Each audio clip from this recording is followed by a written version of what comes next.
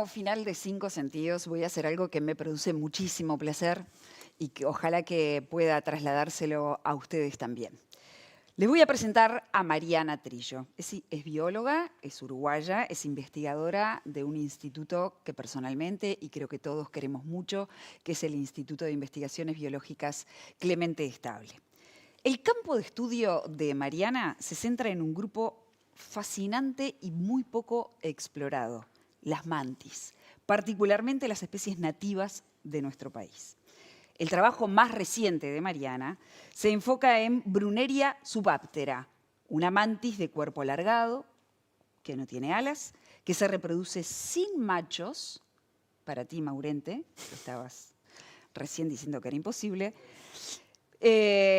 mediante un fenómeno llamado partenogénesis. Este hallazgo no solo atrajo la atención internacional, sino que también abrió preguntas fundamentales sobre cómo algunas especies pueden adaptarse a nuevas condiciones ambientales, incluso prescindiendo de los machos. Más allá de lo curioso o de lo llamativo, me importa a mí, y seguramente a usted también, entender cuál es el rol ecológico clave que cumplen las mantis en los ecosistemas y por qué aparecen en todas las películas fascinantes. Bienvenida, Mari, qué gusto tenerte. Bueno, muchas gracias por la presentación de todo el trabajo de las mantis. Presentámela, por favor. Bueno, las mantis comúnmente son conocidas como mantis religiosas, mamboretá, tatadiós. Son insectos bastante llamativos, pero no son tan comunes de ver. Eso que decías que aparecen que tiene un valor cultural y que hay muchas culturas que le dan mucho valor a este animal, a pesar de que no son tan comunes de ver, es bastante curioso en realidad, porque algo tienen que capaz que es la forma del cuerpo o algo que llaman la atención. Hay comportamientos. Tienen algo sigiloso, claro, en el Eso. comportamiento quizás esté lo fascinante, ¿no? Son Sí, sigilosas, son precisas. Exacto, tienen comportamientos por lo general sedentarios, o sea, muy tranquilas, pero cuando se acerca una presa, una posible presa, tiene una velocidad y fuerza impresionante. Hay las mantis por lo general comen insectos, pero se han encontrado mantis en diferentes partes del mundo alimentándose de colibríes, lagartijas, peces, ranas. O sea que eso de alguna forma muestra la fuerza que tienen en sus patas para agarrar a las presas. A pesar de que uno cuando la ve dice, es un bicho palito. Un bichito, un exacto. bichito palito, ¿no? Exacto. Como subestimando por la apariencia fisionómica, uno piensa que es frágil. Exacto. Lo que tienen, bueno, ahí se puede ver, las patas de adelante son mucho más desarrolladas que el resto de patas. ¿Por qué? Y tienen espinas para agarrar a las presas. Las agarra con esas patas que ¿Son como espinas? Todo lleno de espinas, sí. Y son como cuchillos que se entrelazan entre sí cuando agarran. Entonces, con eso es que se alimentan y con que agarran a las presas y llevan a la boca para alimentarse. Mirá. Son carnívoros, no tienen veneno. Eso es bastante importante también porque en algunos lugares se piensa que son venenosos, sí, pero no, es todo de masticación. Y además son bastante perversas al momento de reproducirse, sépalo. Sí. ¿Por qué? Bueno, son conocidas porque las hembras hacen un comportamiento sexual llamado canibalismo sexual. El canibalismo consiste en que la hembra se alimenta del macho durante o luego de la cópula, y en las mantis ocurre durante. ¿Cómo durante o luego? A ver, en las mantis, ¿cómo sería? ¿Viene el macho? Sí, viene el macho, se acerca a la hembra y bueno, cuando se acerca la hembra como que va por detrás y la hembra gira el cuerpo y se empieza a comer la cabeza, mientras el macho está pasando esperma. ¿Y si lo mata, ese esperma sigue pasando? Sí, sigue pasando. Por cómo es el cerebro de los insectos, no es que muere sin cabeza. Así que ni siquiera tiene que terminar el acto reproductivo, de fecundación, para que ella reciba. Exactamente. Que son espermatozoides. Exacto. Sí. Eso igual, las mantis son famosas por eso, pero en realidad no ocurre en todas las especies. ¿Y por qué se lo come? Y en realidad hay muchas teorías.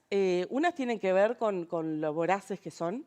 Y lo ve como un recurso. Encontrar un macho en esa situación está como vulnerable y la hembra aprovecharía ese momento para alimentarse. Después hay otras que tienen que ver con que eso que la hembra ingiere del macho, luego va al desarrollo de los huevos. Eso es un estudio que se hizo hace unos años. Y después, por otro lado, eso de que como son animales solitarios, quieren quedarse así, Exacto. seguro. Sí. Nada de pareja. Exacto, pero es eso, no pasa en todas las especies. Claro. Por más que eso lo que les dio bastante fama, no pasan algunas. Sí. Bien, así que podemos concluir en esta parte que estudiar las mantis, y ahora me vas a hablar de las mantis en Uruguay, que tienen características específicas, permite explorar comportamientos extremos, como el que acabamos de hablar, formas alternativas de reproducción. Y vamos a ese punto, que me interesa. Bueno, antes de eso, en realidad me gustaría contarte de otra importancia que tienen más allá de lo reproductivo, que es, son muy sensibles al ambiente. Entonces, son de alguna forma indicadores de diversidad. Ellos, como al ser sensibles a los cambios climáticos o ambientales, su presencia nos puede indicar un ambiente sano. ¿O no? Que es, exacto. O no, claro. Así. Y eso es muy importante también. O sea, no solamente por lo carismático, cultural y esto científico que ahora vamos a entrar, tienen ese valor para que nos da pistas de cómo se encuentra un ambiente, un ecosistema. Y eso es importante. Así que es un indicador biológico. Ustedes ven que hay muchas mantis en un sitio, que hay mantis que están en estado saludable, pueden deducir o utilizarlo como insumo para entender que el entorno está saludable. Sí, exacto. Bien. Exacto. Muy bien. Y ahora, sí, volviendo a la reproducción. Sí, acá tenemos al bicho palito. Sí. Así le decía yo cuando era chica. Bueno, en realidad el bicho palo es otro insecto. Ah, mira, sí, dale. Pero hay una mantis que hay en Uruguay muy común de los pastizales, de los pastizales naturales, que se llama Brunneria subaptera, que es la que contaste hace un rato. Esa se parece a un pasto, es muy alargada, al tamaño de una mano, muy finita y alargada, y el color es como el pasto seco o el pasto fresco. Esa que está acá en la foto son recién nacidos de esa especie. Todos chiquititos. Son muy chiquititos, el tamaño de una uña más o menos. Y luego crecen hasta el tamaño de una mano. Y bueno, es una especie que venimos trabajando acá en Uruguay. Y lo que tiene de particular o que encontramos bastante llamativo para lo que es esta región, esta zona e incluso para el mundo, es que en esta especie se encuentran machos y hembras por todo Sudamérica. Pero en Uruguay no. En Uruguay solamente hay hembras y que eso fue como el disparador que nos llevó a investigar esta especie. Encontramos solamente hembras y lo que encontramos, luego de hacer experimentos y muestreos en el campo y ver cómo se comporta esta especie en la naturaleza, encontramos que las hembras son capaces de reproducirse solas. A ver. Entramos en un punto de discusión donde la mitad de mis camarógrafos están llorando porque sienten que si eso pasara en otra especie animal, como ya el problema no es que le coma la cabeza. Claro, ya el problema no es morir. Bueno, entonces no tenemos machos en Uruguay. En Uruguay de esta especie no hay machos. Y sin embargo sigue habiendo de esta especie. Exacto. Y es muy común en el país, es de las más comunes en los pastizales. ¿Y eso se llama partenogénesis? Partenogénesis. Explícanos el concepto. Bueno, la partenogénesis consiste en eso. Son las hembras que producen descendencia sin el aporte de espermatozoides o sin fecundación. No es... a veces se confunde la partenogénesis con lo de hermafrodita. Claro. Y en realidad no. Son conceptos diferentes. El hermafrodita tiene ambos sexos, órganos reproductivos. En cambio, la partenogénesis, las hembras son hembras. ¿Y entonces? Y los machos son machos. A ver. Y bueno, y estas hembras... ¿Y cómo lo logran? ¿Que es como que se clonan a sí mismas? Exactamente. ¿En serio? Sí, exactamente. Se clonan a sí mismas. Entonces, claro, cuando uno llega a un ambiente es muy probable que todas las que se encuentran en un sitio, o por ejemplo las de esta imagen, que son todas nacidas de la misma hembra, sean todas clones entre sí. entre ellas y con la mamá. Es muy loco lo que Es estás muy contando. loco. Y eso en realidad tiene, por un lado, es una estrategia evolutiva positiva, capaz que para colonizar nuevos ambientes, Ajá. ¿no? Con que llegue una hembra que ponga huevos, esta especie puede dispersarse o colonizar un ambiente. Pero al mismo tiempo, al ser tan sensibles a lo que son los ambientes y los cambios ambientales, cualquier disturbio puede afectar a todos por igual, o sea, seguramente afecta a todas por igual, porque son clones. Entiendo perfecto. Estoy fascinada. Sí. Y bueno, y eso es algo que encontramos acá en Uruguay. Eso, todavía no sabemos exactamente cuáles son los límites reales de... Porque en Argentina sí hay machos. Y en Brasil Y en también. Brasil también. Exacto. Es decir, que algo pasa en nuestro país en que los machos de esta especie específica han desaparecido. Sí, exactamente.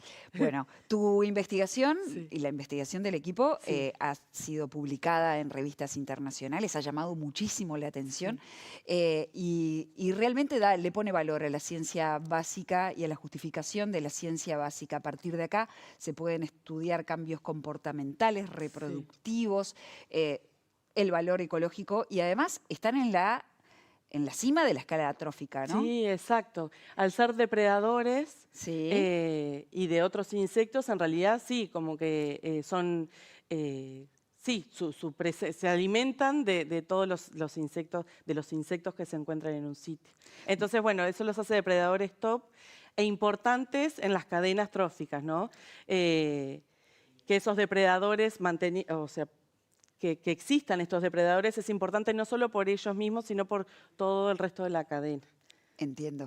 Me encantó, Mari. Bueno, Me encantó. Me encantaron las fotos. Me encantaron las Divinas. fotos. Muchas son tuyas, de otras Marcelo Casacuberta. preciosas. Sí, muchas gracias. Divinas. Re lindas. Son Sí. fotos del IPSE. Muy lindo. Vamos a seguir. Hay muchas cosas que Sí. pasan en el IPSE. El IPSE está completamente vivo y tiene un montón de investigaciones que vamos a estar presentando aquí en la televisión pública. Ahora nos vamos con Ana María, un instante nada más. Gracias. Ah, bueno, no nos vamos con Ana María entonces, está bien. Bueno, muy bien. Mari Trillo, gracias Sí, por gracias haber a venido vos. acá. Nosotros nos estamos yendo. Gracias por habernos acompañado en la televisión pública. Mañana nos encontramos a las 8 en 5 Sentidos.